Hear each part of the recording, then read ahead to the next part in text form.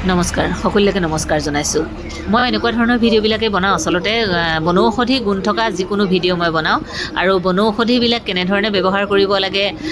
কেনেকৈ ল'ব লাগে কেনেকুৱা ধৰণৰ বনৌষধি কেনেকৈ সকলোবিলাক মই আপোনালোকক মোৰ ভিডিঅ'টোৰ জৰিয়তে দেখুৱাই আছোঁ আপোনালোকে খুব সুন্দৰভাৱে আঁকোৱালি লৈ ভিডিঅ'বিলাক আৰু ছাপোৰ্ট কৰি আহিছে ভাল লাগে কিন্তু আজি এবিধ ফল দেখুৱাবলৈ লৈছোঁ এবিধ অসমৰে এবিধ থলুৱা ফল হয়